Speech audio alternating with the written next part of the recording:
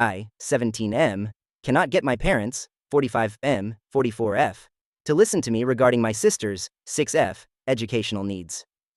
Original post. Okay, so I'm currently in my second year of college, child genius, got fast-tracked through grades, and I have two younger sisters, Jess, 14F, and Anna. Anna was born fully deaf and is starting elementary school this year. I'm not trying to throw my parents into a negative light. They do love us. They've provided us with every opportunity possible, and we have wanted for nothing growing up.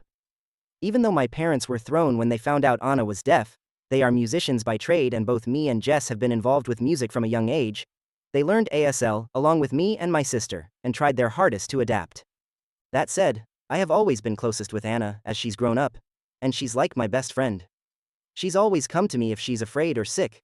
She looks to me for interpretation or context when we're out, and she's always been my little shadow. So, out of everyone in our family, I feel I know her the best. My parents are sending Anna to a private special needs school in the coming year, and I, personally, disagree with their choice.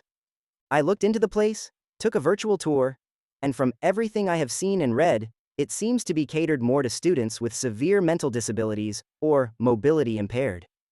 In fact, I couldn't see a great deal of detail about the services provided for deaf students at all. I brought this up to my parents, but they just brushed me off, saying it was what was best, and they'd take care of her. I asked why she can't go to a mainstream school, but they said there were no services for her. Well, I did a bunch of research. I contacted district superintendents, local council, even schools directly themselves. I even found a deaf school only very slightly out of our boundary, who said they were willing to be flexible. When I brought this to my parents, they got annoyed, saying that they knew what was best for their daughter, and I should stay out of it, and that no school would be able to handle her hearing impairment and behavioral problems. I was stunned. Anna doesn't have behavioral problems. She's a bit willful, sure. She has a mind of her own, and she's always had a mischievous streak, but she's never acted out of control. She can read and write above average for her age, I know because I read with her, and while she's a little slow on the math front, I doubt it's any real cause for concern. I asked if she had been diagnosed, and they cited the times she's wandered off during trips to the theater, or made noises during the performance. They haven't seen a doctor or any professional about this. They just saw a deaf child being forced to sit still for hours, not understanding everything that's going on around her and acting out of boredom and frustration, and decided she's got behavioral issues. Anna is a bright kid, and while the school they've picked out looks amazing for kids with disabilities, I just don't think it would suit her specifically. But despite all my arguments, and despite me spending more time with Anna than either of them combined, they still tell me to shut up and not get involved with their decisions because they're the adults, which really annoys me, because I've been forced to act like an adult my whole life, but as soon as I want to say on something actually important, they shut me down and potentially take away my sister's potential to thrive. Edit. Sort of an update, but not really. I just wanted to clarify a few recurring points that have arisen throughout both comments and PMs. 1. I mentioned the skipping grades thing, because I thought it would explain why I was a 17-year-old sophomore in college, and why I felt like I was qualified to intervene with the decision-making process. I've been involved in adult conversations, been surrounded by adults who regard and treat me as a peer most of my life. I apologize if I was unclear. 2.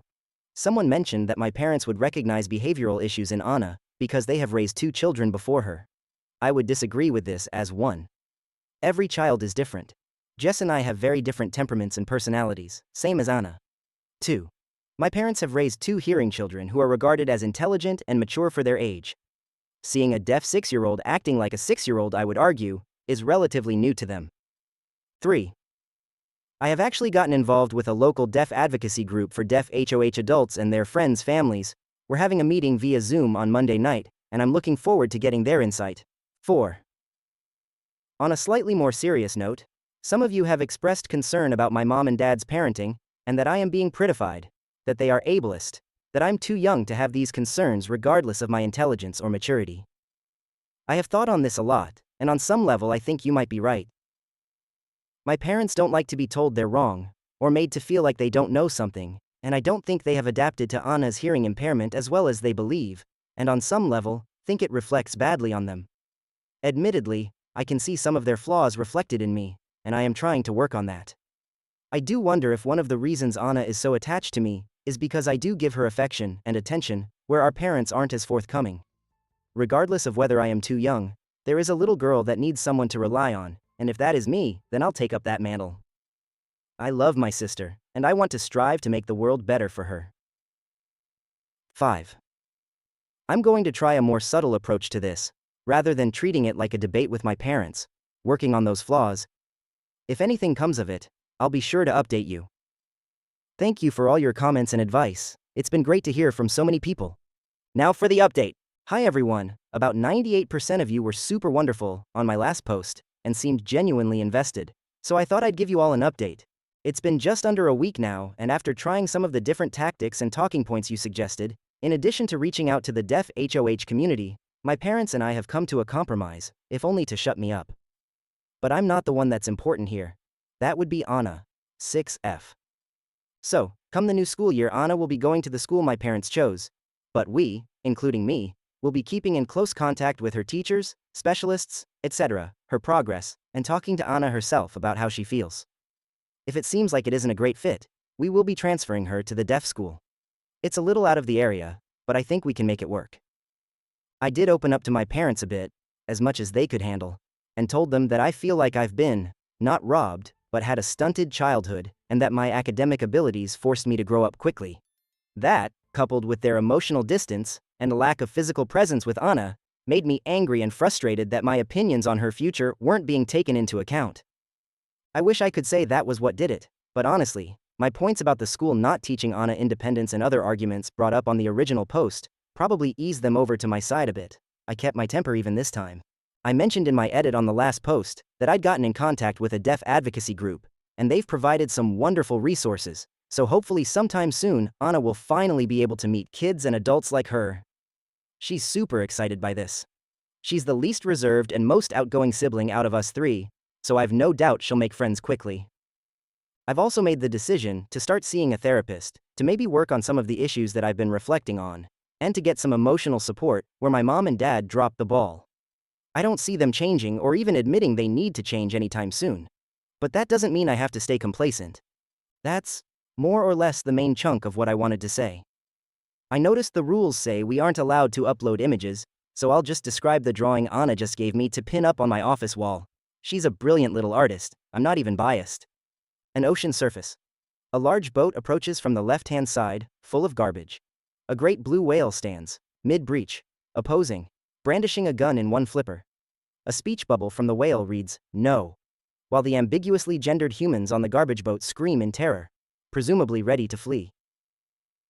Her kindergarten assignment was to come up with a way we can protect our oceans from pollution, and personally, I think she's hit the nail on the head. Thank you so much to everyone for your thoughts and feedback. Story 2. My 26F husband's 26M me family keeps referring to me as his best friend. What does this mean? Original story. My husband Robbie, 26Ms, and I, 26F, got married earlier this year. It was a beautiful day, and I felt so much love and support from both sides of our family. 2 months after our wedding day, we celebrated my birthday at my in-laws' house. It was nothing major, just a dinner and a night together with me, my husband, his mom, 50F, dad, 50M, and sister, 22F. That is the first night I noticed them referring to me as Robbie's best friend. After my birthday dinner, we were all sitting together in the living room, just chatting and having some drinks. That's when my sister-in-law got a phone call from a good friend of hers. When she answered the phone, and her friend asked what she was doing, she replied that it was her brother's best friend's birthday. I had never heard anyone refer to me as Robbie's best friend. I am his wife, and before that we were engaged for over 2 years. Hearing my sister-in-law refer to me like that confused me greatly. I always refer to her as my sister-in-law, and I would expect her to do the same. Or maybe even as Robbie's wife. But certainly not best friend. After my sister-in-law hung up her phone, I asked her why she referred to me the way she did. She did not seem at all abashed. She just said, "Well, you are best friends, and that's what mom and dad call you," referring to mother-in-law and father-in-law. My sister-in-law and I are by no means very close, but we are nice to each other and have never had any fights. We just don't hang out outside of family functions because our personalities are pretty different. She's never made it seem like she was annoyed or mad at me. I decided to let it go that night, even though it weirded me out. But then it all happened again a few days ago, which is why I'm writing this post. My mother-in-law and I both work in the same industry doing similar jobs, but at different companies in the area. Sometimes our companies collaborate when we have clients who switch over. This week we had that happen, and I had to pay a visit to my mother-in-law's office to help a client transition. My mother-in-law was in the office, so I stopped by to say hello. While I was there, she introduced me to her colleague, and once again I was perplexed by how she did it. She said, "This is my son's best friend," as I was shaking hands with the colleague. I paused and awkwardly said, "I'm his wife." The colleague looked confused, but my mother-in-law continued to smile, and didn't address it.